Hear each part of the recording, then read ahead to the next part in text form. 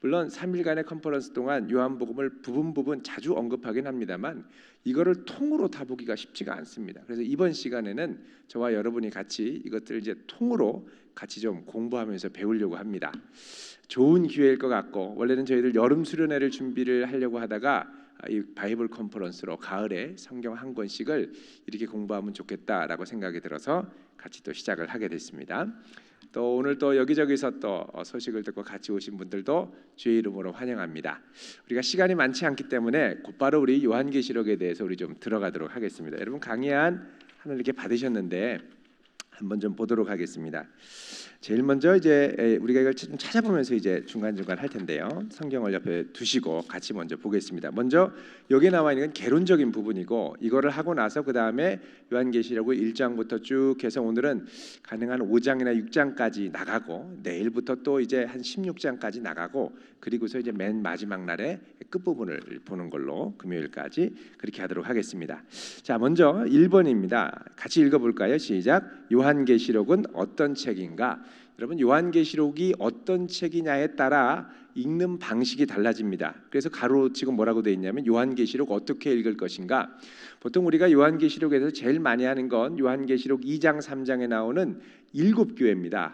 그죠? 에서보드 사빌라, 그래서 뭐 그 에베소 교회로부터 라우디게아 교회까지 쭉 얘기를 해서 이제 여기까지는 아는데, 그리고 그 맨 끝부분에 볼지어다 내가 문 밖에 서서 문을 두드리노니 누구든지 내 음성을 듣고 문을 열면 내가 들어갈 거다. 이 말씀은 우리가 아는데, 그 다음에 이제 4장, 5장, 6장부터 막 본격적으로 펼쳐지는 요한계시록의 온갖 복잡한 내용을 보면 이게 무슨 말인가 싶기도 하고, 또 많은 분들이 이제 요한계시록을 읽으면서 이게 미래에 일어날 일이다, 다가온다 그러니까 괜히 공포스러운 마음으로 읽기가 되게 어려워지는 경우가 많습니다. 이제 4장 넘어가고 5장, 6장부터는 이제 미궁에 빠지기 시작하죠. 요한계시록을 이해하는데 제일 방해가 되는 세 가지가 있습니다. 요한계시록을 이해할 때 망치는 세 가지. 첫 번째, 유튜브에 나오는 여러 가지 동영상 있죠. 뭐 이거 보면은 휘청휘청합니다. 뭐 천국을 갔다, 지옥을 갔다, 베리집이다, 뭐 이제 뭐 금융 위기가 뭘 초래한다 막 이러고, 그 다음에 두 번째는 이제 페이스북 여러 가지 또 막 온갖 루머를 퍼뜨리죠. 근예로 미국이 얼마 전에 미국의 이라크를 제재하려고 그럴 때 이제 미국에서 신드롬이 일어났습니다. 이제 이 전쟁이 곧 곡과 마곡의 전쟁으로 이어져서 세계 3차 세계대전이 일어날 거다. 막 이래가지고 난리가 났는데 핵 협상에 타결이 됐죠. 그래서 그게 이제 막 주장하던 사람들이 이제 유야무야 됐습니다. 그게 역사상 계속 실패합니다. 그러니까 역사적으로 대입을 하려고 했던 사람들은, 그리고 대입을 하고 이게 바로 그거다라고 단정졌던 사람들은 여태까지는 계속 실패했습니다. 우리도 잘 아는 것처럼 98년도, 99년도에 Y2K, 그리고 뭐 2000년도에 뭐 하려다가 또 안 되고, 또 그 전에는 92년도에 망한다 그러다가 안 망하고, 또 2002년도에 망한다 그랬다가 2012년도 그 노스트라다무스 뭐 예언한다 그래서 또 나오고, 그게 막 그때마다 종말론들이 기승을 부렸는데, 그때마다 뭐를 갖고 얘기를 했냐면 요한계시록을 갖고 얘기를 했더라는 겁니다. 그래서 이 요한계시록에 대한 이해가 중요하고, 또 나중에 기회가 되면 제가 또 자세히 한번 말씀드릴 기회가 있겠습니다만, 요한계시록에 나오는 종말과 바울의 종말과 복음서의 종말의 장면들이 다 강조점이 다릅니다. 그래서 정확하게 우리가 좀 이해를 할 수 있어야 된다는 것입니다. 자, 그다음에 제가 유튜브, 페이스북 얘기했는데, 또 하나 이단들의 가르침에 한번 혹했다 하면 요한계시록이 이상해집니다. 요한계시록이 이제 이 비유와 상징으로 많이 되어 있기 때문에 맨 처음에 이단들이 공부하는 게 비유풀이를 공부하죠. 비유풀이를 공부하고 나면 그 다음에 이 자기 마음대로 상징을 갖다 붙이기에 최적의 요소가 요한계시록입니다. 그만큼 상징과 이 환상과 숫자의 이 상징들이 많기 때문에, 쉽게 말하면 이단들이 푸는 요한계시록의 핵심은 뭐냐? 요한계시록에 일어나는 여러 가지 것들이 우리 교주를 통해서 이렇게 새로운 이단 집단을 만드는 걸 통해서 이루어졌고, 이제 곧 이 교주가 이제 여기에서 모은 14만 4천의 성도를 갖고 하늘에 있는 순교자의 영이 합쳐가지고 신인합일이 돼가지고 새로운 신천신지를 이루어간다. 이게 이제 이단들의 이제 핵심적인 주장입니다. 그래서 이단들이 얘기하는 건 처음에는 되게 대단한 것 같고 그러다가 갈수록 뭐에 이루어졌느냐? 우리 교단 안에서 다 이루어졌다. 이런 식으로 이제 끝나게 된다는 것이죠. 자, 그래서 요한계시록을 우리가 이제 2장 3장까지는 우리가 이해를 하고 교회에 대한 책으로 이해를 하는데 갑자기 4장부터 가면은 막 온 전 우주적으로 퍼지면서 이게 도대체 갈피를 잡지 못하는 경우가 많다는 것입니다. 그래서 요한계시록이 어떤 책인가를 건강하게 이해하는 것이 반드시 필요합니다. 자, 첫 번째 보시면 요한계시록은 뭐로 되어 있냐면 계시라고 되어 있습니다. 이거 묵시라고도 되고 이 헬라어로는 아포칼립시스라고 되어 있습니다. 아포칼립시스라는 것은 레빌레이션, 이 말이 영어도 이게 되어 있습니다만 숨은 것을 드러낸다라는 것입니다. 그런데 이 계시라는 게 여태까지 이제 로마서나 고린도전서나 뭐 이런 데 보면 이것은 내가 주님께 받은 계시다, 묵시다 이런 표현이 많이 나오는데 그거는 짧은 단편적인 내용이고 책 전체를 계시로 소개하는 건 요한계시록이 처음입니다. 이게 처음이자 마지막이죠. 이게 유일합니다. 자, 그러면 이 요한계시록이 묵시라고 하는데 이 묵시를 어떤 틀 안에서 봐야 되느냐?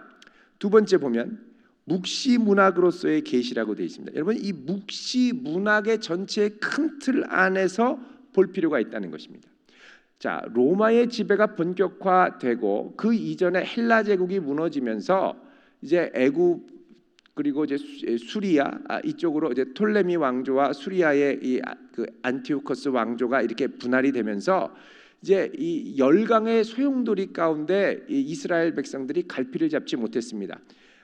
성전으로 돌아가고 이스라엘의 회복을 원했지만 주권을 회복하지 못하고 계속 방황하면서 메시아의 대망을 기다리고 이때 이제 많이 나왔던 게 뭐냐면 이 묵시문학입니다. 성경 말고 묵시문학. 이 묵시문학들이 많이 나왔는데 이 묵시문학의 특징이 뭐냐면 온갖 비유와 상상으로 앞으로 일어날 이스라엘의 해방과 메시아의 도래와 그리고 이스라엘의 주권 국가가 되는 것들을 많이 표현을 했습니다. 이거를 이제 구약 위경 또는 외경이라고 얘기합니다. 근데 이제 특징이 뭐냐면 이 계시록을 쓴 사람이 그러니까 이런 묵시 문학을 쓴 사람이 대부분 익명으로 돼 있든지 아니면 위명 거짓 이름으로 돼 있습니다. 예를 들면 모세의 승천기, 에녹 1서, 에녹 2서 뭐 이런 것들은 에녹이 쓴 것도 아닌데 에녹이 쓴 것처럼 하고 모세가 승천했는데 그걸 누가 봐요? 근데 그런 이름을 빌려서 막 썼는데 이게 한 40개 정도 됩니다. 이게 상당히 많이 있습니다. 그런 이제 묵시 문학 운동이 막 활발하게 일어날 때 많은 이들이 이걸 보고 희망을 갖기도 하고 뭐 고민도 하고 또 과연 일어날까 이런 생각을 할 때 이제 묵시 문학이 꽃을 피웠는데 이 당시에 있는 이 전체적인 묵시 문학의 이제 흐름 가운데에서 이제 요한계시록이 예수님 부활하고 나서 이제 많은 로마의 이 도미시안이나 네로와 같은 황제들이 이스라엘을 핍박을 초대교회를 핍박을 할 때 이제 계시록을 이제 기록을 한 것이죠. 묵시문학적 특성들이 많이 있고 이 묵시문학적 특성은 사실은 그 당시에 있었던 뭐 위경의 특징이라기보다는 구약에서 나온 많은 선지자들의 환상과 유사한 부분들이 많이 있습니다. 묵시문학에는 이제 두 가지 요소가 있습니다. 첫 번째는 여기 나오는 것처럼 서사적인 골격이 있습니다. 뭐냐면 이 묵시가 진행되면서 발단이 있고 전개 과정이 있고 절정이 있고 결론이 있어서 하나의 이 스토리 같은 내러티브 구조를 갖는 경향이 많이 있고 두 번째는 뭐냐면 초월성이 있습니다.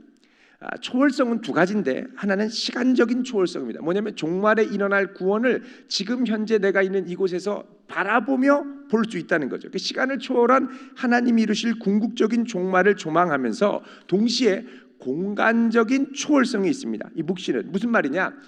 이 요한계시록의 특징 중에 하나는 하늘과 땅이 교차되는 교차적인 구조가 있습니다. 예를 들면 2, 3장의 지상의 교회, 1장에 예수님을 보죠. 환상 가운데 천상의 주님을 보고 부활하신 주님. 2, 3장에 보면은 이 땅의 교회가 나옵니다. 그리고 4장, 5장을 가면 다시 천상의 예배가 나오고 6장에는 일곱 심판이 시작되면서 이 땅의 교회의 모습이 나타납니다. 이 세상. 그러니까는 하늘과 땅이 교차가 되면서 이제 막 가는데 이 땅에 살면서 천상의 완벽한 천국의 모습을 조망하면서 천국에서 저 천상에서 이루어질 하나님의 나라가 언젠가는 이 땅에 이루어지고 이미 현재적으로 시작되었다. 그러니까 공간적인 제한을 초월해서 천상의 하늘나라를 바라보며 달려가게 하는 힘을 준다라는 것입니다.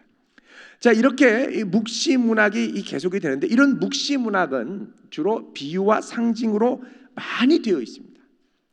왜 비유와 상징으로 많이 되어 있느냐? 나중에 비유 상징을 좀 이따 보겠습니다만, 그 이유 중에 하나는 당시 이스라엘 사람들, 이 구약 성경의 전통과 이 믿음의 전통을 갖고 있는 사람들은 보면 알지만 로마 사람들이 보면 잘 모르게, 다른 말로 하면 이 요한이 pat모섬에 유배되어 있으면서 이 요한계시록을 썼는데, 이거를 밖으로 유출시키려다 보면은 로마 당국의 검열이 있다는 거죠. 그러니까 이거를 피하기 위해서는 그냥 뭐 이런 이야기네라고 이제 받아들일 수 있도록 이제 기록할 수밖에 없다는 것입니다. 그래서 이제 이 묵시문학적인 기법들이, 또 묵시문학적인 요소들이, 환상들이 많이 이제 들어갈 수밖에 없다는 것이죠. 자, 그런데 이 많은 묵시의 이제 요소들 가운데 이제 세 번째를 보면, 이게 무슨 묵시냐면, 여기 보면 예수 그리스도의 계시라라고 되어 있습니다. 요한계시록에 보면 1장 1절에 바로 나와 있죠. 예수 그리스도의 계시라. 자, 이거는 뭐냐면 이 모든 묵시의 중심이 이단 교주가 아니라, 그죠? 이단 교주가 이를 신천신지가 아니라, 이거는 예수 그리스도라는 거예요. 예수 그리스도가 주권을 갖고 예수 그리스도가 결론적으로 이 땅에 도래하게 만들 예수 그리스도, 중심이 예수 그리스도인 묵시라는 거죠. 그러니까 예수 그리스도, 요한계시록을 열심히 배우고 나서 요한계시록에 있는 예수님이 없어지고 다른 이단 교주가 생기면 이건 계시록을 잘못 배운 거라는 거예요. 그 핵심은 예수 그리스도의 계시가 된다는 것이죠. 그 다음에 이제 또 이 특징이 뭐냐면 3절에 이 예언의 말씀을 읽는 자라고 되어 있습니다. 이제 요한계시록의 특징은 뭐냐? 이게 예언인데, 여러분 예언이라고 그러면 우리가 구약에 나오는 예언서들을 보면 알겠지만, 이게 항상 먼 미래에 우리와 상관없는 막 천년왕국, 뭐 새하늘과 새 땅, 이게 우리랑 상관없는 계시가 아니라, 항상 이 역사서에 나오는 계시는 뭐냐? 왕들, 열왕기 상하 같은 데 보면 왕들이 타락하는 가운데 지금 현재의 상황을 갖고 꾸짖고 책망하는 것처럼, 이 계시가 현재에 뿌리박으면서 현재에 있는 교회를 격려하기 위한 예언의 성격이 강하다는 것입니다. 그래서 여기 있는 거랑 전혀 상관없이 먼 미래에 일어날 것들을 막 얘기하는 게 아니라 여기와 관련해서 계속되는 계시라는 겁니다. 예언의 말씀이라는 것이 바로 이런 뜻이라는 거죠. 그래서 여러분, 이단들은 뭐라고 그러냐면, 이 요한계시록, 그 요한계시록의 실상이라 이렇게 두꺼운 책이 있습니다. 이단에서 나온, 제가 그걸 한번 쭉 거들떠 봤는데, 이 보면 뭐라고 그러냐면, 이거는 여기 보면은 속히 될 것이다. 그래서 이것은 아직까지 이루어지지 않았는데 이 봉인이 풀릴 때 실상으로 나타난다, 이렇게 얘기를 합니다. 그 실상으로 나타나는 건 뭐냐? 결국은 교주가 오고, 교주가 어떤 고난을 받아서 12지파를 만들어내고, 12지파를 통해서 어떻게 이 나중에 이 신천신지를 만들어가느냐, 이런 식으로 이제 풀어가는 거죠. 근데 그게 아니라 이 예언은 현재에 있는 교회들을 위한 책이라는 것입니다. 그래서 이제 중요한 게 다음에 다섯 번째, 이 요한계시록의 특징이 뭐냐? 이제 서신서라는 거죠. 서신서. 이거는 이제 4절에 보면 요한은 아시아에 있는 7교회에 편지했다라고 합니다. 자, 이거는 편지.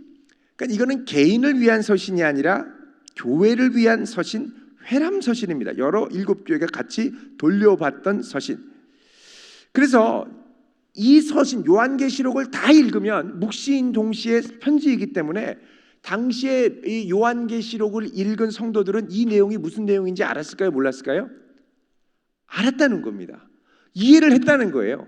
그러니까 이 당시에 있는 성도들은 이 내용이 무슨 내용인지 보면 대충 짐작이 가고 이해가 됐다는 겁니다. 오늘날 같이 전혀 모르는 게 아니에요. 다른 말로 하면 이 요한계시록 2장 3장을 지나서 4장부터 22장까지 있는 이 모든 내용은 뭐냐면은 당시에 있는 로마 제국의 상황에 뿌리박고 시작됐다는 겁니다. 어떤 분은 요한계시록이 이제 2장 3장은 알겠는데 4장부터 되는 거는 먼 미래에 일어날, 조만간 일어날 막 큰일 날 일로 생각을 합니다만, 대부분이 1차적으로는 로마 교회와 로마 제국과 관련한 말씀들로 이해하는 것이 1차적인 이해입니다. 물론 장래에 있을 미래의 비전, 또 이 땅에 이루어질 이 새로운 부분, 천년왕국에 대한 이해는 필요하죠. 이건 우리가 이제 세 번째 날쯤에 대해서 가가지고 아주 자세하게 이제 이 천년왕국과 또 여러 가지 그 예수님의 재림과 뭐 이런 것들에 대해서 한번 구체적으로 볼 것입니다. 어쨌든 서신, 그래서 기록된 당시에 로마 제국의 상황을 많이 반영한다라는 걸 우리가 이해를 해야 됩니다. 심지어는 우리가 잘 아는 666, 이것도 로마 황제 네로의 이름을 당시에 게마트리아라고 하는 기법으로 풀어내면 666이 됩니다. 무슨 말이냐면 666이라는 건 이게 그 로마 우리처럼 1, 2, 3, 4가 아니라 헬라어 같은 경우는 알파가 1, 베타가 2, 감마가 3, 뭐 이런 식으로 숫자가 이제 그 알파벳으로 표현이 됩니다. 그래서 이거를 로마 이 네로 황제의 이름으로 바꿔서 이거를 숫자를 다 합치면 666이 된다는 겁니다. 이런 상징의 암호적인 요소들이 있다는 거죠. 그러니까 666 하면 우리는 막 큰일 났다, 바코드다, 막 난리가 나는데, 여러분 이상한 건 베리칩 뭐 666 막 받고 얘기를 하는데 문제는 뭐냐면 하나님의 입 맞은 사람도 있거든요. 하나님의 요한계시록 보면 하나님의 입 맞은 사람, 사탄의 입 맞은 사람이 있습니다. 하나님의 입 맞은 사람은 뭐 칩이고 뭐고 바코드도 아무도 없는데 꼭 사탄은 바코드 이 칩 이런 걸로 나타난다는 거죠. 그러면 이 두 개를 이해한 해석의 틀이 달라진다는 겁니다. 그렇게 적용하면 안 된다는 것이죠. 그 다음에 이제 여기 밑에 보면 적용점 되어 있는데, 그래서 이제 우리가 요한계시록을 이해할 때는 이제 어떻게 이해를 해야 되느냐? 여기 보면은 그리스도 중심적, 그리고 하나님의 구원 역사, 이루어 가시는 구원 역사를 중심적으로, 그 다음 세 번째 중요한 게 뭐냐? 7 교회에 보낸 서신이기 때문에 교회 중심적입니다. 교회 중심적. 나중에 나오는 두 중인이나 뭐 이런 것들 보면 다 이제 교회를 상징하는 경우가 많습니다. 그 다음에 역사적인 것들을 이해하고, 그 다음 상징에 대한 이해가 필요하다는 겁니다. 자, 그 다음에 보면 이제 특징이 묵시문학적 이렇게 돼 있어서 이 묵시문학적이라는 특징이 있는데 요한계시록에 나오는 특징들입니다. 첫 번째로 보면 7이라는 수를 기본으로 구성을 합니다. 7이라는 말이 요한계시록에 총 54번이 나옵니다. 7교회, 7촛대, 7영, 7인, 7나팔, 7대접, 7천사, 뭐 계속 7이 나오죠. 자, 그 다음에 두 번째는 뭐냐면 이게 묵시문학이기 때문에 이게 시간 순서로 되는 것 같지만 많은 경우에는 이렇게 겹치면서 강조되는 기법들이 많이 사용이 됩니다. 예를 들면 7인, 7나팔, 7대접을 이제 시간 순으로 볼 수도 있지만 한 사건에 대한 점증적인 강화를 나타내는 또 다른 측면으로 볼 수 있다는 것이죠. 그 다음에 또 보면은 악의 삼위일체 옆에 돼 있습니다. 이게 뭐냐면 이제 하나님께서 사탄을 멸하시는데 12장에는 용을 멸하시고, 그 다음에 13장에는 바다에서 나온 짐승, 그 다음에 땅에서 나온 짐승 멸망시킵니다. 이게 어떻게 보면 악의 삼위일체를 멸망시키는 이런 악의 서로 다른 면들을 멸망시키는 그런 부분이라는 거죠. 또 우리가 잘 아는 이 종말에 있을 최후의 전쟁, 아마겟돈 전쟁, 16장 12절 이하에 나오는, 또 백마탄 예수님께서 두 짐승과 싸우는 전쟁, 그리고 마지막에 있는 곡과 마곡의 전쟁, 이게 다 같은 사건의 또 다른 측면들을 보여준다는 것입니다. 우리가 이제 나중에 그걸 좀 구체적으로 보겠습니다만 어쨌든 이런 것들이 필요하고, 그 다음에 이제 우리가 요한계시록을 이해할 때 이 숫자나 상징들을 잘 이해할 필요가 있습니다. 그럼 이제 어떻게 이해해야 되느냐? 첫 번째 보면 이제 숫자들을 먼저 보겠습니다. 이제 요한계시록에 보면 먼저 이제 완전수가 나옵니다. 7, 7이 제일 많이 나온다고 그랬죠. 이제 7부터 시작을 하면 7은 완전수입니다. 완전수는 여기 보면 3+4라고 되어 있죠. 3은 뭐냐면 삼위일체 하나님을 나타내는 완전한 수고, 4는 이 땅의 동서남북을 합친 이 땅의 4방향을 나타내는 수입니다. 그래서 이걸 뭐라고 하냐면 천지합수라고도 얘기를 합니다. 하늘과 땅의 온전함을 드러내는 7수, 이게 7이고요. 그 다음에 6입니다. 6은 7에서 하나가 빠지는 불완전수입니다. 사탄의 수기도 하고. 그래서 666 그러면 불완전, 완전히 불완전 이런 뜻입니다. 그 다음에 이제 네 번째 보면 땅의 수로 4가 나옵니다. 4는 동서남북을 나타내는 거죠. 땅의 사방을 나타냅니다. 그 다음에 세 번째로 하늘의 수가 나타납니다. 하나님, 삼위일체 하나님 완전수. 그 다음에 두 증인, 두 감람나무 이렇게 나오는데 이 2라는 숫자는 증인의 수입니다. 신명기 19장 15절에 보면 이웃들을 심판하거나 이 법정에 세울 때 한 사람이 얘기해서는 안 되고 반드시 두 사람 이상 가서 증인으로 서야 된다고 그러죠. 그래서 이게 이제 증인의 수가 둘입니다. 그 다음에 1이 있는데 이건 뭐냐면 절대수입니다. 몽땅 다라는 거죠. 그 다음에 이제 이 요한계시록에 보면 반시간, 반때 이런 말이 있습니다. 반시간 동안 고요하다. 반시간은 뭐냐면 절대적인 온전한 일의 절반이기 때문에 긴장된 순간입니다. 심판 전에 있을 긴장된 순간에 반시간 동안 고요하더라 이렇게 표현을 합니다. 그 다음에 이제 3분의 1 심판할 때 일부분을 얘기를 하고 4분의 1은 그것보다 적은 일부분을 얘기합니다. 그 다음에 3과 2분의 1입니다. 3과 2분의 1은 뭐냐면 7의 절반이죠. 7의 절반이 3과 2분의 1이죠. 요거를 다르게 하면 42달 42개월 그러니까 7년의 반이니까요. 12, 12, 12의 6이니까.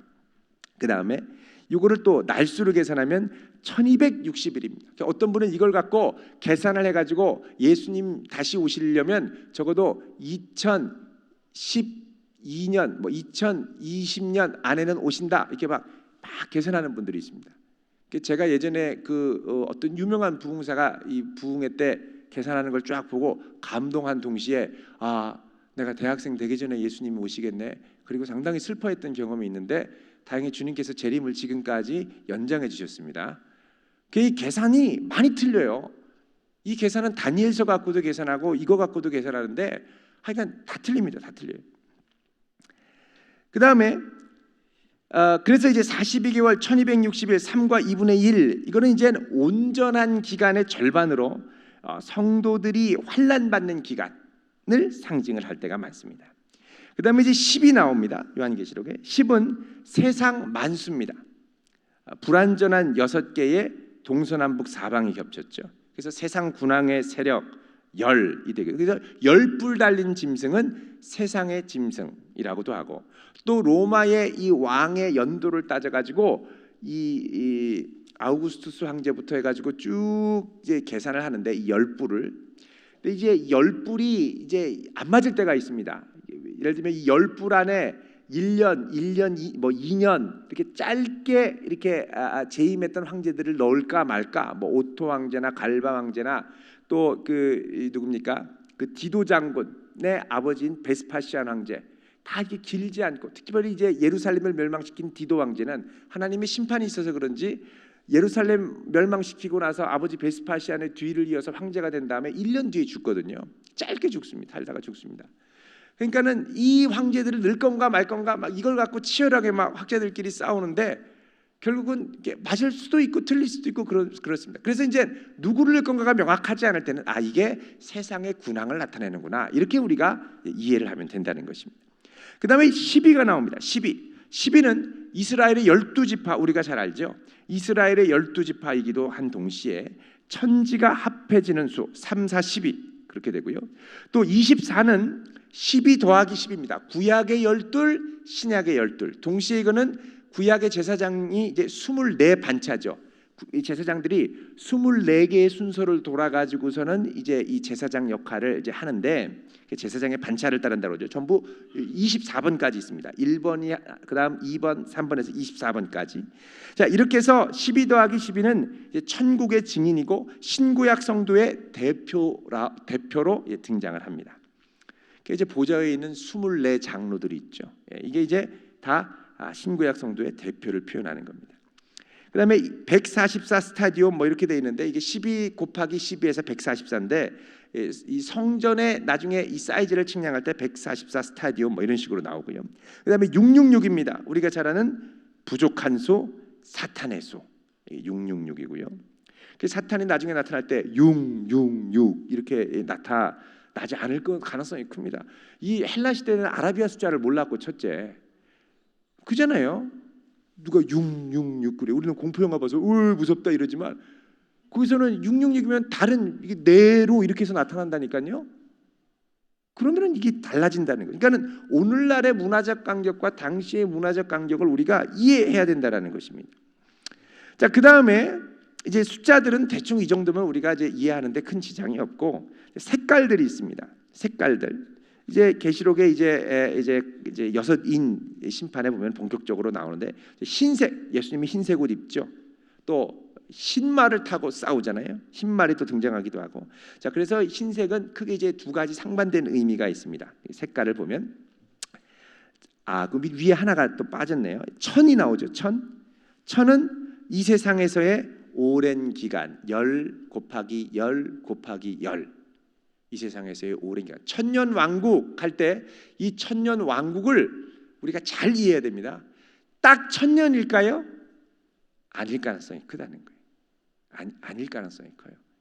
특히 이제 이 천년 왕국을 어떻게 보느냐가 이제 아주 다양한 입장으로 막 갈리는데 천년 왕국은 예수님이 부활 오셔가지고 우리를 다 데리고 가서 천년 왕국 가운데 천년 동안 살다가 뭐 이게 아니고 천년 왕국은 예수님이 십자가에 달려 돌아가시고 부활하셔서 사탄의 세력을 제어하신 후에 복음이 온 열방으로 전파돼서 주님이 이 땅에 다시 오기 전까지의 기간이 천년 왕국일 가능성이 상당히 큽니다. 대부분의 요즘의 신학계의 트렌드나 저명한 학자들은 다 이쪽의 천년들을 지지를 하고 있습니다. 그렇게 볼 때 지금 주님 오신 다음에 천년 왕국이라고 그러면 이게 천년입니까? 2000년입니까? 2015년입니까? 네. 언제 오시는 거예요? 충분히 긴 시간. 언제까지? 복음서에 따르면 복음이 모든 민족에게 전파되기까지. 지금 성경이 얼마 지나지 않아서 아마도 우리 세대나 다음 세대의 모든 부족의 언어로 다 번역이 되죠. 그리고 모든 부족에게 성경이 다 전해집니다. 그러니까 거의 이제 끝이 가까이 온 건 맞아요. 예. 그런데 이걸 딱 천년이다 이러면 이제 난리가 납니다. 그 옛날에 중세 때 999년 12월 31일에 난리가 났었습니다. 감옥에 있는 죄수를 다 풀어주고요. 이제 예수님 오신다고. 그 술 취하고 방탕하고 난리를 치고 주님 오신다고 이러고 있는데 안 오셨죠. 그래서 이게 999년이 아니라 1000년째 12월 31일에 오시나 보다. 오셨어요? 안 오셨어요? 안 오셨단 말이에요. 그 이제 날짜 그날과 그 시를 언제로 자꾸 계산하다 보면 항상 오리에 빠지기가 쉽다는 겁니다. 자, 이제 두 번째로 색깔을 보면 흰색, 아까 좀 전에 말씀드린 것처럼 천국의 색, 전쟁의 색이 있고 또 붉은색, 붉은 맛, 피, 그죠? 희생, 죽음, 청황색, 청황색은 푸르딩딩한 색인데 그 청록색 같은 거 있잖아요. 이 청둥에 낀 푸르딩딩한 색, 이게 이제 시체가 죽고 부패하는 색깔이라고. 푸르딩딩 청황색은 사망을 얘기를 합니다. 검은색은 기근과 재앙을 얘기를 하고요.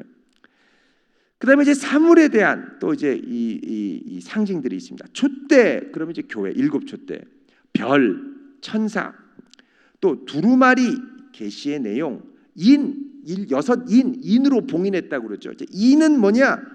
정말 이 도장으로 뭐 실로 이렇게 해서 봉인한 게 아니고 하나님께서 반드시 계획하신 분명히 실행하실 거라는 확신이 있는 상징이고, 그 다음 나팔 재앙이 있는데 첫째 나팔, 둘째 나팔, 이거의 상징적인 의미는 뭐냐면 이 계획이 곧 실행된다고 공포하고 소개하고 경고를 이제 나타내는 겁니다. 경고의 메시지라는 거죠. 대접은 뭐냐? 실행하신다는 거예요. 이제 막 쏟아지면 정신없이 쏟아지고 이제 끝까지 가죠. 그다음에 이제 두 증인, 교회를 말합니다. 그리고 음녀, 바벨론, 무너졌다 큰 성 바벨론이여 나오는데 이거는 로마 제국을 말합니다. 로마 제국. 그래서 이제 1차적으로 우리가 이해할 때 요한계시록은 어떻게 이해를 해야 되느냐?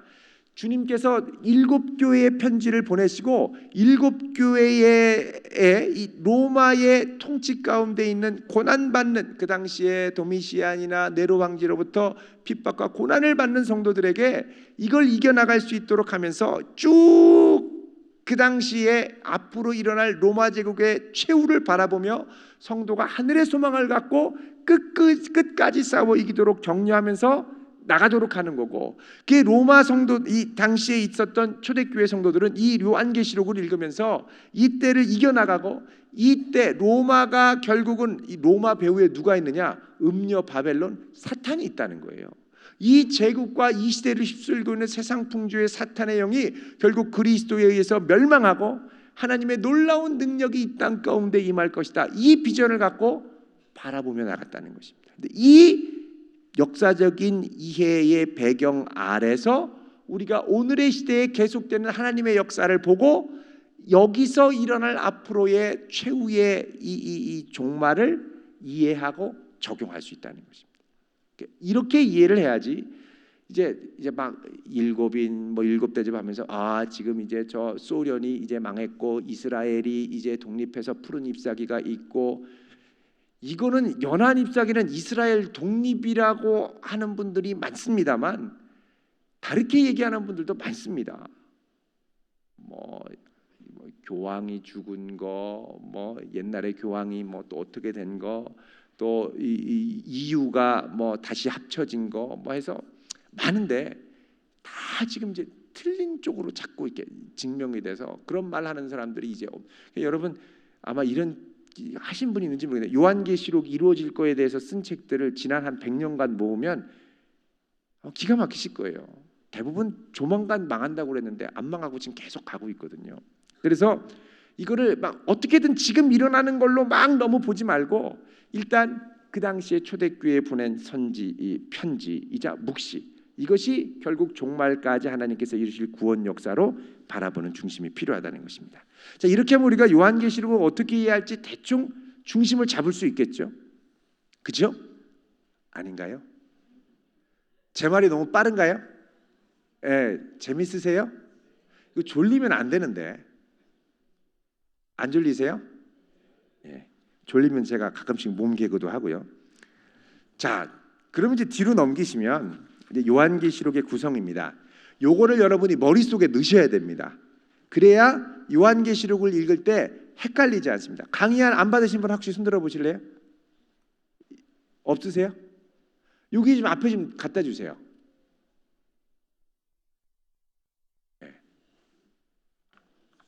너무 일찍 오셔서 못 받으셨나 보다. 그죠? 요 앞으로. 또 안 받으신 분, 여기 한 분, 여기 두 분.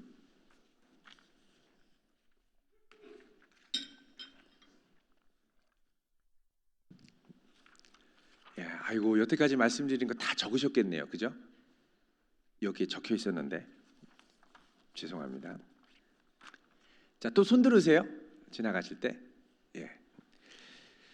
자, 그럼 이제 계시록의 구성입니다. 여러분 여기 보면 크게 세 가지입니다. 어떻게 돼 있냐?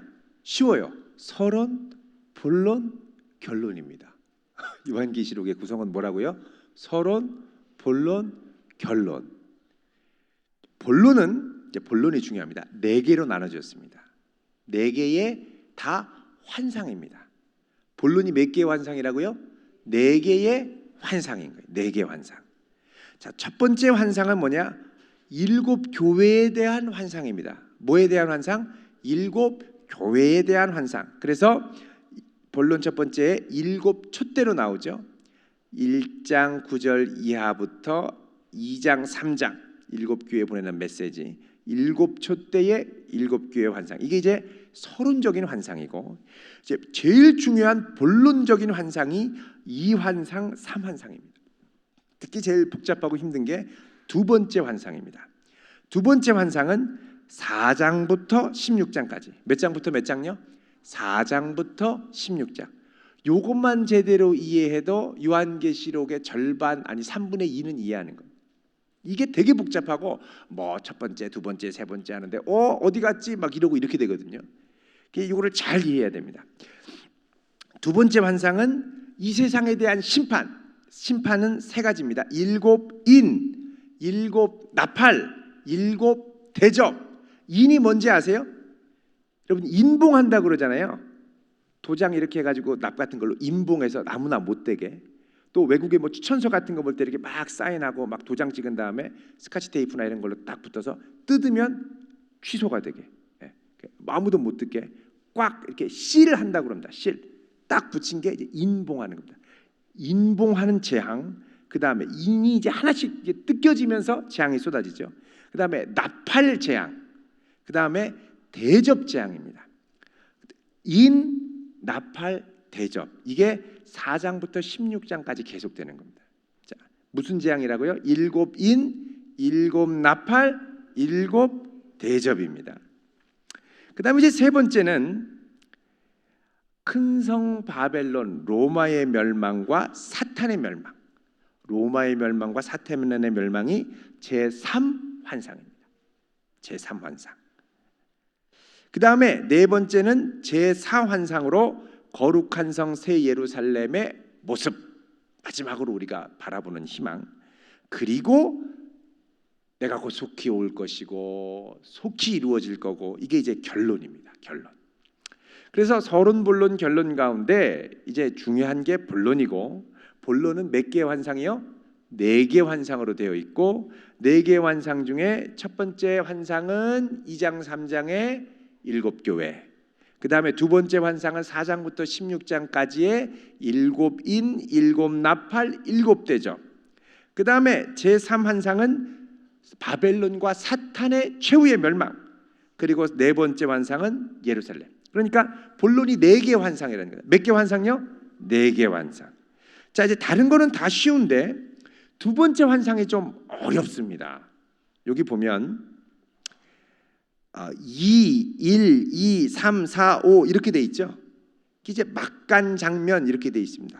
가로한 다음에 삽경 이렇게 돼 있죠. 인터루드 이렇게 돼 있는데, 이거는 뭐냐면 이 땅에 심판이 내리면서 동시에 열방의 복음이 전해지고 또 사탄이 나타나서 방해하고, 자, 이런 것들이 보여지는, 그러니까 멸망을 당하면서 중간에 이 재앙이 너무 무서우니까 환기를 돌리면서 또 다른 차원에서 이어지는 하나님의 구원 역사를 다루는 이 차원이 진행이 됩니다. 이거를 이제 삽경, 본 내용과는 약간 상관이 없으나 여전히 연관성을 갖고 진행되는 것을 삽경이라고 그러는데, 제2환상 7인, 7나팔, 7대접에 이 삽경이 많이 들어 있습니다. 언제 삽경이 들어 있냐면, 자, 인, 7인은 첫째, 둘째, 셋째, 넷째, 다섯째, 여섯째, 일곱째인데, 여섯째 인 떼고 일곱째 떼려고 할 때 조용하면서 갑자기 막간 그 삽경이 등장합니다. 그리고 삽경 막 나온 다음에 7인이 떼져야 되는데 7인이 아니라 뭘로 연결되냐면 7인이 떼지면서 7나팔로 바로 연결이 됩니다. 그래서 7나팔로 가서 첫 번째, 두 번째, 세 번째, 네 번째, 다섯 번째, 여섯 번째 나팔 간 다음에 또 조용하면서 막간 장면이 우다다다다닥 등장하는 거죠. 2, 1부터 5까지. 그리고 이제 이 삽경이 끝난 다음에 7번째 나팔 불면은 이제 큰일 날 것 같은데, 7번째 나팔 불 때 또 다시 첫 번째 대접부터 또 시작하는 거예요. 첫 번째 대접, 두 번째 대접, 세 번째 대접 하는데, 앞에서는 7인, 7나팔 할 때는 이 막간 삽경이 들어있다면 7대접은 이제 봐주지 않습니다. 우다다다다닥 해서 7대까지 꽝 끝나고 다 망하고 이제 그 다음에 바벨론 망하는 걸로 이제 연결이 되는 거죠. 그래서 7인, 7나팔, 7대접인데 7인, 7나팔 6번째 이 재앙 다음에는 뭐가 있다? 삽경이 이렇게 들어있다는 거. 삽경이 들어있고 여기에 이제 이 주의를 환기시키는 다른 장면이 들어가 있다는 거. 그리고 나서 이제 7대접에는 봐주지 않고 끝까지 다 멸망을 하고 그 다음에 이제 바벨론 망하는 걸로 이어진다. 자, 그럼 이제 제2환상을 보시면 제일 먼저는 이제 일곱 인을 이제 이 돼 있는 이제 두루마기가 아니라 두루마리를 자꾸 두루마리 하면 저는 화장지가 생각나가지고 두루마리 화장지 그러면 안 되는데. 자, 보좌에 앉으신 분 또 어린 양 천상의 하나님의 장면이 나온 다음에 곧바로 일곱 인이 돼 있는 두루마리를 받고서는 심판이 나오고, 자, 이 여섯째 인까지 끝난 다음에 이제 지상에 전투하는 교회와 천상에 승리하는 교회가 7장으로 삽경으로 막간 장면으로 등장을 하고, 그 다음에 8, 9장에 일곱 나팔의 재앙들이 쭉 가다가 10장부터 14장까지가 이제 계속되는 삽경으로 쫙 나옵니다.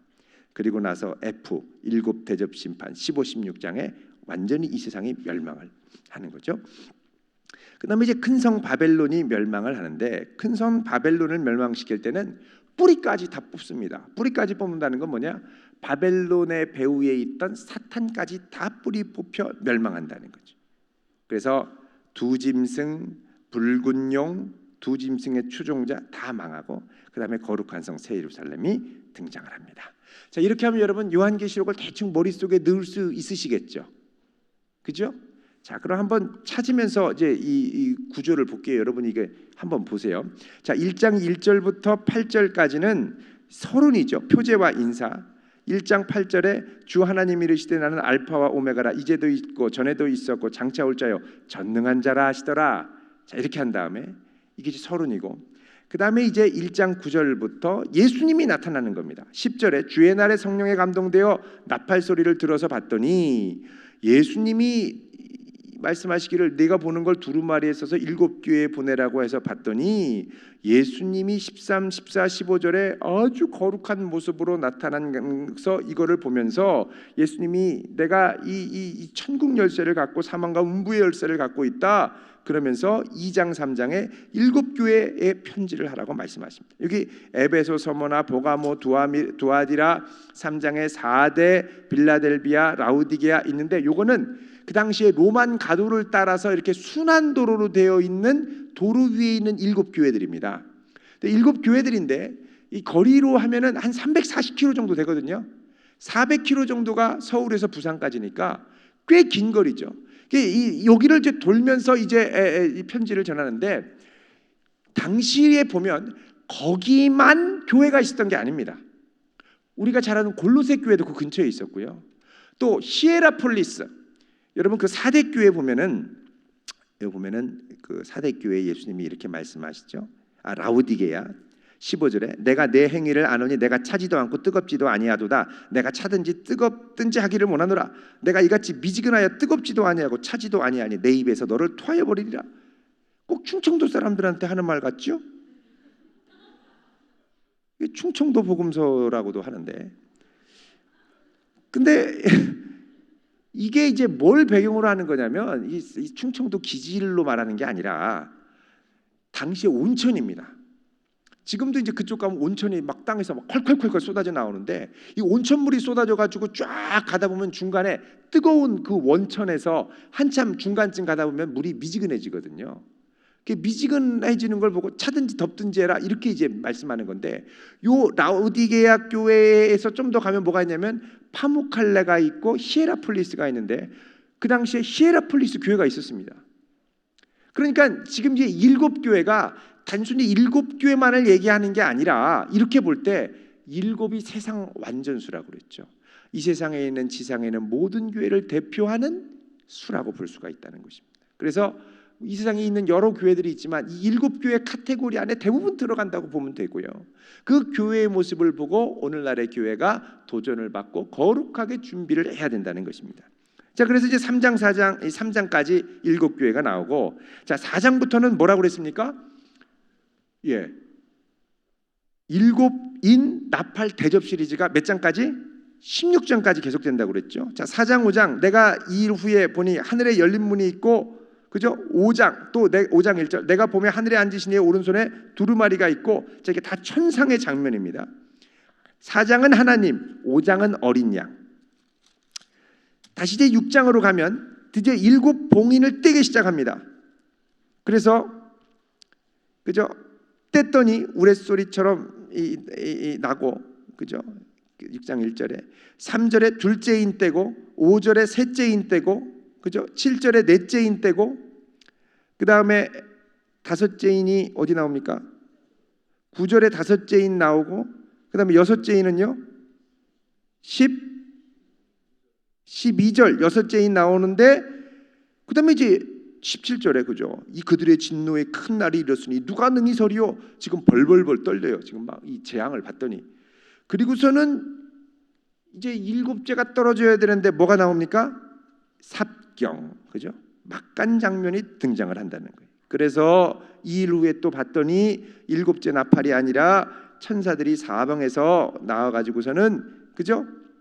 사람들을 모아가지고 인침을 받은 인을 찍는데 인침 받은 사람들을 보니까 몇 명입니까? 14만 4천. 14만 4천은 아까 나온 그 계산법에 따르면 신약 12, 구약 12, 많은 수 천. 이게 14만 4천입니다. 그 이단들은 14만 4천 모아야 된다고 그러죠. 왜 모읍니까? 그래야 나중에 이 14만 4천 이 순교자의 영혼들이 자기한테 와가지고 신인 합의를 한다고 그러거든요. 자 이게 아니라는 거죠. 아니라는 거죠.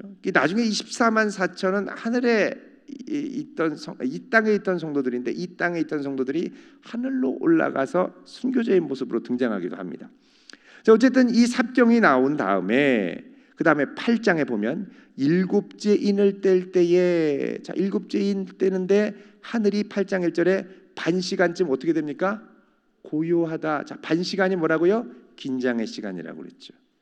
자 일곱째 인 뗄 때 고요하게 됐는데 그럼 뭐가 쏟아져야 되는데 2절에 보면 하나님 앞에 일곱 천사가 뭘 받았습니까? 일곱 나팔. 아이고 알 깠더니 그 안에 알이 또 있네요. 그죠? 계속 이렇게 까니까 또 있고 까니까 또 있고 일곱째 떼니까 그 다음에 일곱 나팔이 등장하는 거죠. 자 8장 7절에 첫째 나팔 붑니다. 8장 8절 둘째 나팔 불죠. 10절 셋째, 12절 넷째 나팔, 9장 1절 다섯째 나팔, 그죠? 여섯째 나팔이 몇 절입니까? 13절 여섯째 나팔까지 나오죠. 8장 9장까지. 그 다음에 이제 10장에 이제 막 이제 본격적으로 이제 일곱 번째 나팔이 해서 막 쏟아져야 되는데 또 내가 또 보니 이러면서 이제 막간 장면이 나오죠. 그죠? 이 열린 책과 종말의 도래에 대해서 얘기를 하고 11장에 두 증인에 대해서 얘기를 하고 12장에 이 악의 삼위일체 붉은 용 여기 이제 여자는 교회를 나타냅니다. 그 다음에 13장에 짐승 두 마리 그죠? 14장에 14만 4천 명이 부르는 노래와 추수 마지막 추수 그죠? 14절에 보면 그 다음에 이제 15장에 그죠? 이제 마지막이 이제 터져야 되는데 하늘에 크고 이상한 다른 이적을 보니까 일곱 천사가 뭘 갖고 있습니까? 일곱 재앙, 일곱째 나팔이 나와야 되는데 일곱 대접으로 넘어가더라는 거죠. 그 일곱 대접이 막 쏟아지면서 15장, 16장까지 주구장창 쏟아지면서 17절 보세요. 일곱째 천사가 16장 17절 그 대접을 공중에 어떻게 해요? 쏟았습니까? 안 쏟았습니까? 쏟았죠. 그러니까 이 일곱째 대접을 쏟아서 어떻게 돼요? 마지막 재앙이 실현된 거죠. 여태까지는 여섯째까지 온 다음에 어떻게 됐습니까? 멈췄어요. 근데 요번에는 쏟아진 거란 말이죠. 그렇게 해서 이 땅이 멸망한 다음에 재앙이 있고 17장에 이제 음녀에게 내릴 심판, 18장에 바벨론 심판, 그 다음에 이제 그 어린 양의 혼인 잔치가 19장에 있고 마지막에 이에 백마탄자가 또 나오고 그렇죠? 그다음에 붉은 용과 두 짐승의 이 추종자들을 이제 20장 15절까지 해서 이제 천년왕국 끝난 다음에 백보자 심판이 있고 해서 다 이제 끝납니다. 그다음에 21장부터는 뭐가 나오느냐? 네 번째 환상이죠. 거룩한 성 새 예루살렘이 등장을 하고 맨 끝에 결론으로 끝난다는 겁니다. 자, 이렇게 보니까 여러분 이제 요한계시록이 4개 환상으로 돼 있다고 그랬었습니다. 자, 첫 번째 본론의 환상 뭐였습니까? 일곱 교회 2장 3장이었죠. 1장 9절부터 2장 3장. 그 다음에 두 번째 환상이 뭐라고 그랬습니까? 일곱 인, 일곱 나팔, 일곱 대접. 그 사이에 삽경들이 있고, 그 다음에 세 번째는 뭡니까? 큰 성 바벨론과 사탄 17장에서 20장까지. 그 다음에 맨 마지막 거룩한 성 새 예루살렘이 21장에 끝이 난다는 거예요. 자, 이제 이해가 되셨겠죠? 전체 구조가. 이 구조를 갖고 우리가 이제 1장부터 차근차근 살펴보자는 겁니다. 안 어려우세요? 할만하세요?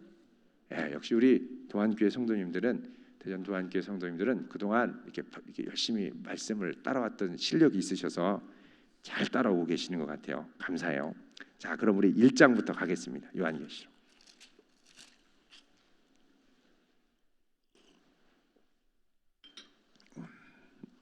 자, 1장 1절에 보면 예수 그리스도의 계시라. 이건 이제 아까 설명을 드렸었고요. 이는 하나님이 그에게 주사 반드시 속히 일어날 일을 그 종들에게 보이시려고 그의 천사를 그 종 요한에게 보내어 알게 하신 것이다. 자, 여기 보면 계시의 통로의 순서들이 나옵니다. 제일 먼저 하나님이 누구에게 주셨습니까? 그에게 주셨습니다. 그는 누구냐면 예수 그리스도, 예수님께 주셔서 속히 일어날 일들을 종들에게 보이려고 누구를 통해서? 천사를. 그러니까 하나님, 예수님, 천사. 누구에게? 요한에게 보내요. 누구에게 보냈습니까? 교회에게 보냈다는 겁니다. 그러니까 계시의 원천이 하나님이라는 것이고요. 그런데 이 계시의 원천이 하나님이지만 1장 1절에 나오는 것처럼 예수 그리스도의 계시라는 거죠. 2절에 요한은 하나님의 말씀과 예수 그리스도의 증거를 증언했다 얘기를 합니다. 그러면서 3절에 이 예언의 말씀을 읽는 자, 듣는 자, 그 가운데 기록한 것을 지키는 자는 복이 있다라고 말씀하죠. 자, 여기 보면 읽는 건 개인적으로 읽는 게 아닙니다. 공동체에서 읽는 겁니다. 교회에서 읽는 겁니다. 당시의 회당, 유대인의 회당 예배, 이 회당 예배를 본받아서 초대교회 성도들도 그대로 그 전통이 있었는데 뭐냐면 성경 봉독자가 있었습니다. 우리 교회도 보면은 성경 봉독자가 있죠. 예배 때 오늘 우리에게 주신 하나님의 말씀은 어디 몇 장 몇 절입니다. 이렇게 나와서 봉독하시는 분, 이게 엄청나게 영광스러운 역할입니다, 여러분. 그냥 시키니까 하나분의 목사님이 읽지 왜 시킨데 이게 아니라니까요. 아주 이게 2000년 역사에 있는 예배 전통입니다. 그래서 이 공동체 가운데 말씀 낭독자, 안식일에는 7명이 있었고 대속죄일에는 6명이 있었고, 그리고 평소에는 그 특별한 절기일에는 5명의 성경 봉독자가 있었습니다. 이 말씀을 읽고 그 다음에 낭독하니까 뭐예요? 듣는 자가 있었죠. 공동체에서. 그러니까 이 요한계시록의 말씀은 개인적으로 읽고 깨닫고 어디 뭐 동굴에 가서 읽고 깨닫는 게 아니라 어디서? 교회에서 읽고 깨달아야 된다는 겁니다. 다른 데 가서 자꾸 배우시면 안 돼요. 요한계시록 자꾸 배우자고 하고 막 가는데 이상한 데가 많습니다. 너무 많습니다. 자꾸 다른 데 가시면 안 돼요. 자꾸 헷갈리고 그러면 저는 이거 뭐 한 2년이나 3년에 한 번씩 할까 하는 마음도 있습니다. 안 그래도 되고요. 자, 그 다음에 그 가운데 기록한 것을 뭐 하는 자? 지키는 자. 이게 듣고 공동체에서 읽고 그 다음에 함께 순종할 수 있도록까지 도와준다는 겁니다. 자, 그러면서 4장에 요한은 아시아에 있는 교회에 편지하는데 이제도 계시고, 이제는 언제입니까? 현재에도 계시고, 전에도 계셨고, 과거에도 계시고, 장차 오실, 미래에 오실. 그러니까 역사를 주관하고 완성하시는 분이라는 얘기입니다. 그분과 그분의 보좌 앞에 있는 7 영, 성령을 가리키는데 여긴 7 영으로 나타납니다. 그럼 성령이 7분이냐? 그게 아니고요. 7은 온전함을 나타냅니다. 온전한 하나님의 영인 7 영 이렇게 나오고요.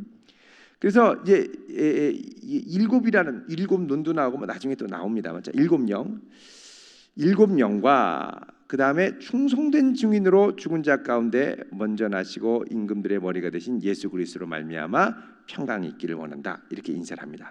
자, 여러분, 이 7 영은 어디에 특별히 등장하냐면 우리가 이제 소선지서 나중에 볼 때 나오는데 지금 계속 나가는데 말라기 전에 있는 스가랴가 있습니다. 스가랴를 한번 보시죠. 스가랴 4장 2절 3절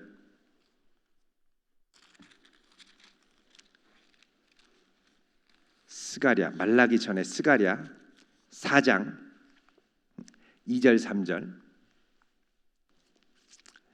자, 스가랴가 환상 가운데 봅니다. 2절에 보면 4장 2절 1314쪽 그가 내게 묻되 내가 무엇을 보느냐 순금 등잔대가 있는데 그 위에 기름 그릇이 있고 그 위에 7 등잔이 있습니다. 등잔대 곁에 2 감람나무가 있습니다. 이렇게 얘기를 하죠. 이게 뭘까요? 그랬더니 10절 중반에 이 7은 온 세상에 두루 다니는 여호와의 눈, 온 세상을 감찰하는 여호와의 눈이고 그 눈 옆에 감람나무는 뭡니까? 그랬더니 이 감람나무에는 2 가지. 14절에 기름 부음 받은 자 둘이니 온 세상의 주 앞에 서 있는 자다라고 얘기합니다. 자, 이 기름 부음 받은 자 둘은 누구냐면 성령 충만으로 성전 건축의 사명을 감당할 스룹바벨과 대제사장 여호와를 가리킵니다. 그래서 성령을 부으셔서 성전 완공하실 것을 말씀하시는 거죠. 그래서 이제 6절에 뭐라고 하냐면 이거는 힘으로도 되지 않고 능력으로 되지 않고 오직 나의 영으로 된다. 자, 여기서 이제 7 등잔과 또 2 감람나무 가지가 등장을 합니다. 자, 요한계시록으로 오셨어요. 자, 여기 보면은 이제 방금 전에 읽은 것처럼 7 영, 하나님의 7 영, 온전하신 하나님의 영이 이제 나옵니다. 이제 이런 비슷한 것들이 앞으로 이제 요한계시록에 이제 종종 등장을 하죠. 자, 그렇게 해서 이제 얘기를 하면서 7절에 볼지어다 그가 구름을 타고 오시리라. 1장 7절 요한계시록 그가 구름을 타고 오시리라. 각 사람의 눈이 그를 보겠고 찌른 자들도 볼고 땅에 있는 모든 족속들이 그로 말미암아 애곡할 것이다. 이 애곡할 거다라는 것도 스가랴 12장 10절에 나옵니다. 지금 시간이 없어서 찾아보진 않지만 이게 스가랴의 영향이 많이 있고 이사야의 영향도 많이 있습니다. 구약의 영향이 많이 들어있죠. 자, 그런데 여기 보면 구름을 타고 온다라고 그랬습니다. 이단들은 뭐라고 그러냐면 여러분 그 히브리서에 보면 12장 1절이죠. 그러므로 구름같이 둘러싼 허다한 증인들이 우리 곁에 있으니 이걸 갖고 구름은 뭐냐? 증인들, 육체를 말한다 얘기를 합니다. 그래서 구름같이 둘러싼 증인들이 있다고 했는데 구름을 타고 온다는 건 뭐냐? 육체를 입고 오는 것이다 라고 얘기를 합니다. 그러니까 예수님께서 또 다른 육체를 입고 이 땅에 오시는데 이제 우리 교주가 바로 그분이라는 거죠. 그분 위에 예수의 영이 임한다는 겁니다. 예수의 영은 그게 그 뜻이 아니라는 거거든요. 여러분 예수의 영은 이단들이 처음부터 이 선악 구분을 이상하게 해서 나중에 헷갈리게 만드는데 예수의 영은 성령님이십니다. 근데 그 위에 구름 타고 오신 그러니까 육체를 입고 오고 그럼 여러분도 다 지금 구름 타고 오셨어요? 여기 다 구름 타고 오신 분들이 예수의 영이 임하는 거예요. 근데 이제 이게 자연계의 구름이 아니고 또 육신을 말하는 것도 아니고 하나님의 이게 출애굽기를 배경으로 하는 겁니다. 이 요한계시록의 배경에는 항상 구약이 있어요. 이 구름 타고 온다라는 건 뭐냐? 엄청난 신의 산에 하나님께서 영광의 구름 가운데 임하셔가지고 막 이스라엘을 벌벌 떨게 하고 우레와 천둥이 치고 이런 하나님의 임재 가운데 오는 게 구름을 타고 온다는 겁니다. 이걸 보고 많은 사람들이 통곡하고 애곡한다고 그러죠. 그래서 여러분 이게 이제 구름이 임하는 건 뭐랑 관련이 있냐면 신의 산에 임하는 하나님의 성전 그리고 성막이 임할 때 임하는 구름 성전에 임하는 구름 그래서 이 구름으로 오는 건 성전의 완성과도 아주 긴밀한 관련이 있습니다. 성전의 완성 그 에덴 동산이 성전의 모형이라고 그랬죠. 출애굽기의 그 모형이 성막으로 레위기를 통해서 재현이 되고 그게 성전을 통해서 신약의 예수 그리스도와 교회를 통해서 그리고 종말에 구름 타고 오시는 예수님을 통해서 완성될 새하늘과 새 땅을 통해서 완성이 된다는 것이죠. 자, 그다음에 이제 8절에 주 하나님이 이르시되 알파와 오메가다. 알파와 오메가라는 말은 헬라어의 첫 글자가 알파고 끝 글자가 오메가입니다. 오메가 3 여러분 많이 드시는데 전혀 상관없고 A부터 Z까지 그러니까 주님이 시작부터 끝 처음부터 끝 처음이자 나중 이런 뜻입니다. 역사를 주관하는 분이다 이렇게 얘기를 합니다. 이렇게 하면서 이제 9절 이게 서론이 끝나고 9절부터는 이제 주님이 나타나셔서 요한이 pat모라는 섬에 유배가 되어 있을 때 나타나셨는데 큰 감동 가운데 둘을 봤더니 예수님이 아주 뭐 영광 가운데 있죠. 근데 예수님이 12절에 그 일곱 금 촛대를 봤다라고 합니다. 촛대 사이에 인자 같은 분이 있고 아주 거룩한 모습으로 이제 막 등장하는데, 그죠? 17절에 나는 처음이요 마지막이다. 다른 말로 하면 알파와 오메가다라고 이제 말씀을 하시는 거죠. 자, 이러면서 이제 예수님께서 이제 나타나셔 가지고서는 이제 그 지금부터 일어날 일들을 기록해라라고 말씀합니다. 여기 이제 일곱 촛대가 나옵니다. 보십시오. 20절에 내 오른손에 일곱 별의 비밀과 또 일곱 금촛대라 하면서 해석을 해줘요. 일곱 별은 일곱 교회의 뭡니까? 사자, 천사. 일곱 교회에 하나님이 보내신 천사. 그 다음에 일곱 촛대는 누굽니까? 일곱 교회. 이렇게 해석을 해주기도 합니다. 근데 바벨론은 로마다 이렇게 얘기를 안 합니다. 근데 바벨론이 로마인 걸 짐작할 수 있는 게 어디냐면 여러분 베드로전서 5장 13절을 보십시오. 베드로전서 5장 13절 같이 읽어보겠습니다. 5장 13절 시작. 택하심을 함께 받은 바벨 384쪽 요한계시록 바로 앞에 384쪽 시작. 택하심을 받은 바벨론에 있는 교회가 너희에게 문안하고 내 아들 마가도 그리하느니라. 자, 바벨론에 있는 교회. 바벨론은 옛날에 망했는데요, 그죠? 지금 여기가 어디입니까? 로마에 있는 교회를 말하는 겁니다. 그리고 내 아들 마가도 그리하느니라. 내 아들 마가, 베드로와 함께 다녔던 마가. 이 마가는 옛날에 사도 바울하고 같이 복음 전하다가 겁나가지고 도망가서 두 번째 다시 데리고 가려고 그러다가 바나바랑 티격태격 싸워서 나중에 이제 가지요. 네, 따로 갈라섰죠. 이 마가가 나중에 베드로랑 같이 있다가 마가복음을 쓰지 않았습니까? 네. 자, 여기 이제 바벨론이 등장을 합니다. 그래서 마가복음은 로마에 있는 성도들을 위해서 쓰여진 걸로 많이 이제 학자들이 얘기를 합니다. 자, 다시 이렇게 이제 오시면요. 자, 이렇게 해서 예수님께서 이제 말씀을 하시고 2장 3장에는 초대교회에 이제 하시는 여러 가지 경고의 말씀이 있는데 이건 우리가 많이 들어서 여기서는 건너뛰려고 합니다. 집에 가서 잘 읽어보십시오. 괜찮으시겠죠? 예, 이 2장 3장은 넘어가겠습니다. 시간이 없습니다. 우리가 이거 16장 3일 안에 다 끝내는 게 기적입니다. 아직 끝나지는 않았지만. 자, 4장에 가면 이제 하늘 보좌가 나옵니다. 이 뜻이 중요한데 하늘 보좌에 하늘에 가서 보니까 이 성령에 감동돼서 가서 봤는데 하늘 보좌 위에 희한한 것들이 있습니다.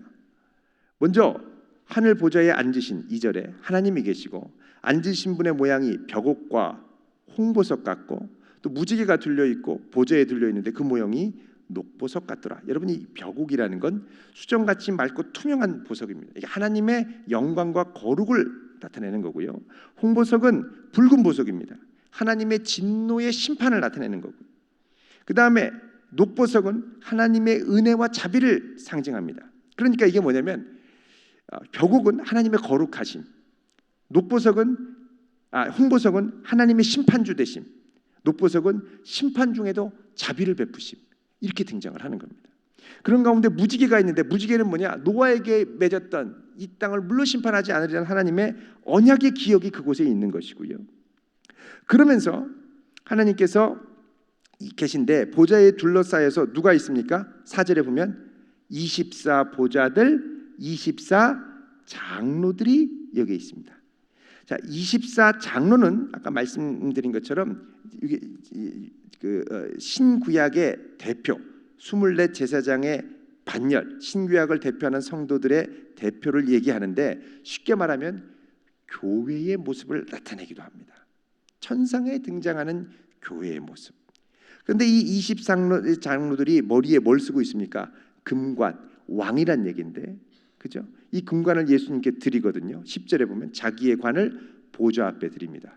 그러니까 왕 같은 제사장인 교회가 자기의 모든 것들을 주님께 드리며 경배하는 모습이 등장을 하는 겁니다.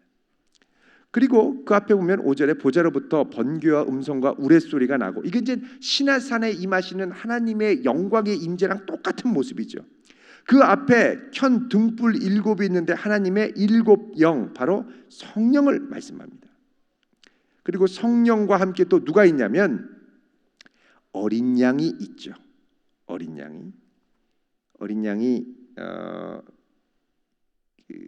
5장에 가면 이제 등장을 합니다. 좀 이따 한번 제가 볼게요. 어린 양이 하나님 앞에 나가서 이 두루마리를 취하시잖아요. 그죠?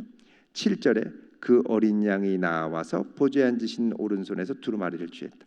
6절에도 보면 보좌와 내 생물 장로들 사이에 한 어린 양이 서 있다. 그러니까 성부, 성자, 성령이 하나님의 보좌에 지금 같이 계신 겁니다. 그러면서 이제 이 6절에 보좌 앞에 수정 같은 유리바다가 있고 보좌 가운데와 보좌 주위에 네 생물이 있는데 앞뒤에 눈들이 가득하더라. 눈들이 가득하던 사방을 감찰하는 지식이 있다는 얘기입니다. 그런데 보좌 앞에 수정 같은 유리바다가 있고 보좌 가운데 보좌 주변에 네 생물이 있다라고 말씀합니다. 여러분, 이 6절에 이 보좌가 중요한데 에스겔 1장 22절에도 이 수정 같은 궁창이 나옵니다. 이 보좌, 여러분 한번 보십시오. 에스겔 1장 22절. 에스겔 1장 22절. 1151쪽입니다. 같이 읽습니다. 시작. 그 생물의 머리 위에는 수정 같은 궁창의 형상이 있어 보기에 두려운데 그들의 머리 위에 펼쳐져 있고 그 궁창 밑에 뭐가 있냐면 네 생물들이 있다는 겁니다. 이 생물들은 뭐냐? 10절에 나오는 아픈 사람 얼굴, 사자 얼굴, 소 얼굴, 독수리 얼굴. 10절에 여기 이제 요한계시록에 그대로 나오죠. 그러니까 이걸 이제 쉽게 얘기하면 뭐냐면 하나님의 보좌가 있는데 하나님의 보좌가 어디 있냐면 궁창 위에 있습니다. 그리고 궁창 아래는 이제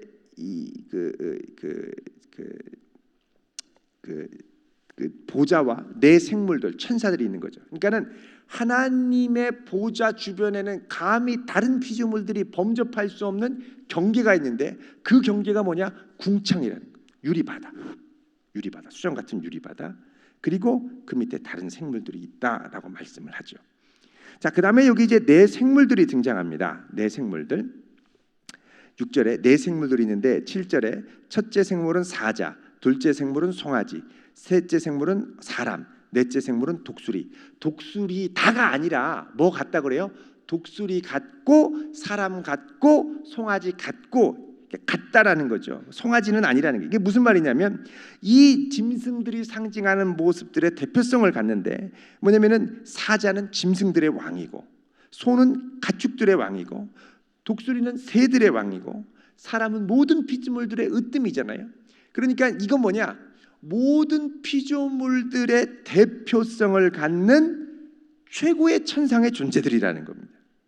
이 네 생물들이 하나님 앞에 있는데 8절에 각각 날개가 몇 개입니까? 6개. 그 안과 주변에는 눈들이 가득하다. 사방을 바라보고 분별할 수 있는 분별의 지식이 있고 그 다음에 6날개가 있다면 신속하게 날아가는 겁니다. 이게 어디에 나오냐면 이사야 6장에 천사들이 하나님 앞에 나와서 6날개가 있는데, 그죠? 2날개로는 얼굴을 가리고 2날개에는 발을 가리고 2날개는 날면서 거룩하다 만군의 하나님이요. 이 8절에 나온 찬송을 거의 비슷하게 부릅니다. 쉬지 않고 얘기를 하기를 거룩하다 주 하나님 곧 전능하시니요. 이 찬송을 이사야에도 거의 비슷하게 부른단 말이죠. 그러니까 이 네 생물들을 이 이사야에서는 뭐라고 얘기하냐면 스랍이라고 얘기를 하고 에스겔 10장에서는 그룹으로 얘기를 합니다. 스랍, 그룹, 네 생물, 이게 다 같은 겁니다. 근데 이 이사야에 보면은 2날개로 겨우 날다가, 그죠? 날았는데 6날개로 다 날면 얼마나 빨리 날겠어요? 신속하게 하나님의 명령을 수행할 수 있는 존재다라는 것입니다. 자, 이렇게 와서 하나님의 보좌 앞에 감사하고 24장로들이 하나님께 영광을 돌리면서 나아가는 천상의 예배가 진행이 됩니다. 5장부터는 이제 본격적으로 두루마리를 떼면서 인을 떼면서 이 땅에 이제 본격적으로 심판이 진행되는 전초전이 시작이 됩니다. 요거는 내일 계속하겠습니다. 요거부터 재밌는데 내일 7시 반에 계속하겠습니다. 괜찮으시겠죠? 예. 자, 우리 함께 찬송 한 곡 부르고 기도하고 마치겠습니다.